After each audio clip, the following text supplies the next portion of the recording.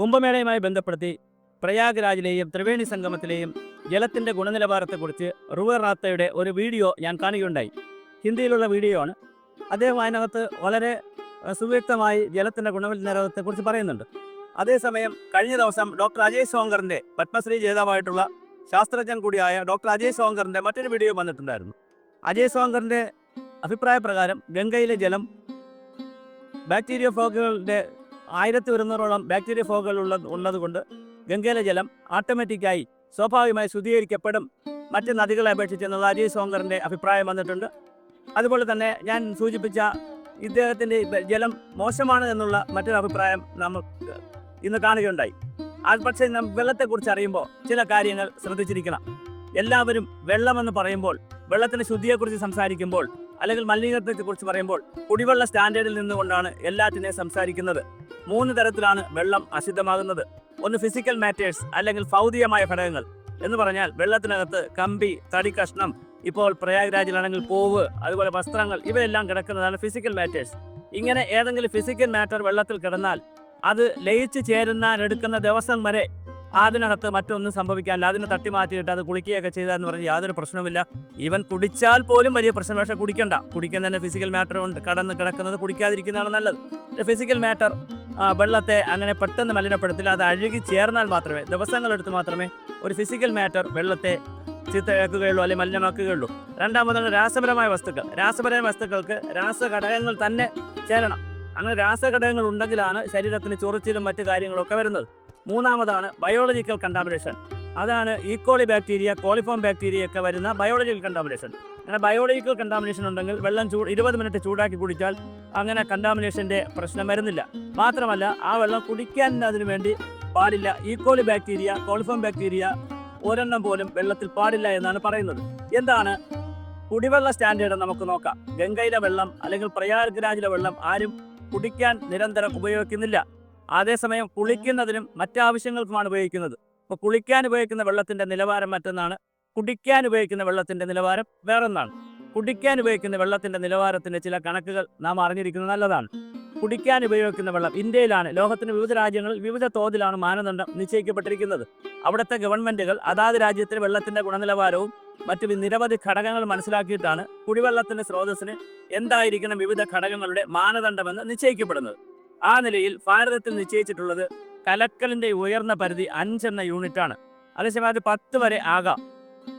മറ്റ് സാഹചര്യമില്ലെങ്കിൽ അത് 10 വരെ പോകാം. പി എച്ച് എന്ന് പറയുന്ന അമ്ലത്വം ക്ഷാരത്വത്തിൻ്റെ മൂല്യം എന്ന് പറയുന്നത് 6.5 മുതൽ 8.5 വരെയാണ്. അത് അനുവദനീയമായതും 6.5 മുതൽ 8.5 വരെ തന്നെയാണ്. ജലത്തിൻ്റെ കാഠിന്യം ഏറ്റവും ഉയർന്ന പരിധി 300 എന്നാൽ 600 വരെ ഉണ്ടെങ്കിലും അത് കുടിക്കാൻ നമുക്ക് ഉപയോഗിക്കാം. ഇരുമ്പിൻ്റെ അംശം 0.30 1 വരെ ഉണ്ടെങ്കിലും നമുക്കത് ഉപയോഗിക്കാൻ വരും. 1 ഗ്രാം വരെ ഉണ്ടെങ്കിലും നമുക്കത് ഉപയോഗിക്കാവുന്നതാണ്. വലിയ ആരോഗ്യ പ്രശ്നങ്ങൾ ഉണ്ടാകുന്നതല്ല. ക്ലോറൈഡ് 250 1000 പിന്നെ അനുവദനീയമായത്. അതുപോലെ അവശിഷ്ട ക്ലോറിൻ 0.20 നൈട്രേറ്റ് 45 അത് 45 തന്നെയാണ് അനുവദനീയമായത്. ഫ്ലൂറൈഡ് 1 1.50 അനുവദനീയമായത്. ആർസനിക് എന്ന് പറയുന്നത് 0.05 അത് 0.05 തന്നെയാണ്. അലുമിനിയം 1 പാടില്ല എന്നുള്ള കണക്കിലാണ് പറയുന്നത്. എന്നാൽ അനുവദനീയമായത് 0.20. ഈക്കോളി ബാക്ടീരിയ അല്ലെ കോളിഫോം ബാക്ടീരിയ, പ്രത്യേകിച്ച് മനുഷ്യബലത്തിൽ നിന്നൊക്കെ വരുന്ന ബാക്ടീരിയ 1 പോലും പാടില്ല എന്നാണ് പറയുന്നത്. ആ ബാക്ടീരിയ ഉള്ളിൽ ചെല്ലുമ്പോഴാണ് നമുക്ക് വയറിളക്കം, അതിസാരവും പോലുള്ള കാര്യങ്ങൾ ഉണ്ടാകേണ്ടത്. ഒരു വളരെ പ്രധാനപ്പെട്ട കാര്യം, പ്രയാഗ്രാജിലെ വെള്ളം ഇന്നിപ്പോൾ തുടങ്ങിയിട്ട് 1 ദിവസം കൊണ്ടല്ല ഈ മേള അവസാനിച്ചത്. ജനുവരി മാസം തുടങ്ങി ഫെബ്രുവരി 26 വരെ പരിപാടി ഉണ്ടായിരുന്നു. 50-55 ദിവസം അവിടെ ഈ പരിപാടി ഉണ്ടായിരുന്നു. ഇതുവരെ അവിടെ വന്ന് കുളിച്ചതിൻ്റെ ഭാഗമായി ആർക്കെങ്കിലും ഒരു അസുഖം പോലും റിപ്പോർട്ട് ചെയ്യപ്പെട്ടിട്ടില്ല.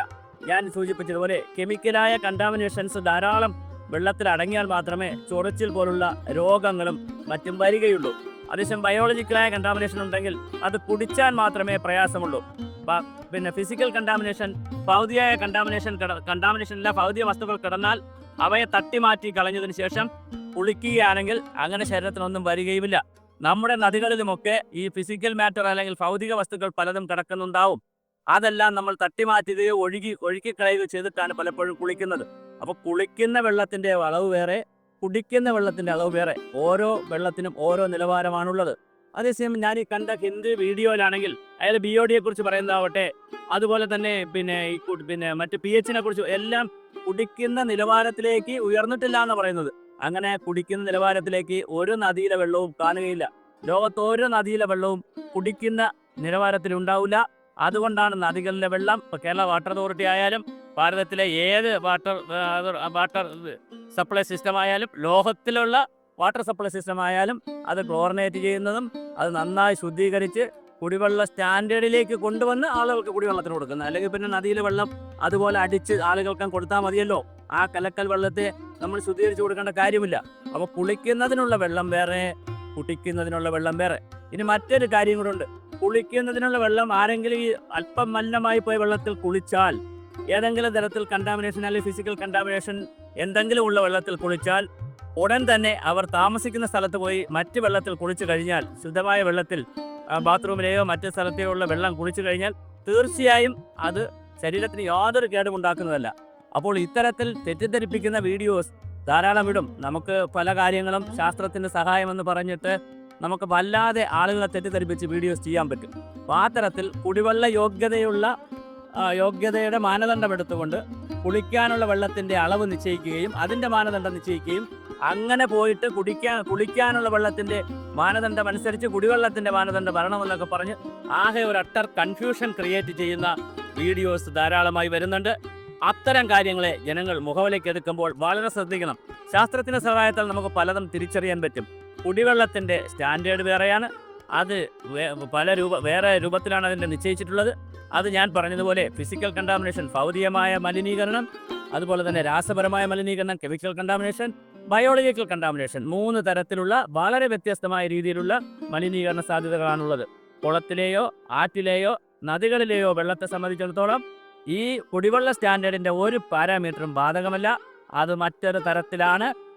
അതുകൊണ്ട് തന്നെ ഇത്തരം ആളുകളെ തെറ്റിദ്ധരിപ്പിക്കുന്ന വീഡിയോകൾക്ക് വലിയ പങ്കാളിത്തം കിട്ടും. പ്രത്യേകിച്ച് നെഗറ്റീവ് വീഡിയോ ആകുമ്പോൾ അതിന് റീച്ചും കിട്ടും. പക്ഷേ ഇത് വളരെ ഗൗരവമായി ജനങ്ങളെ തെറ്റിദ്ധരിപ്പിക്കുന്നതാണ് എന്നുകൂടി ഈ അവസരത്തിൽ നാം മനസ്സിലാക്കേണ്ടതാണ്.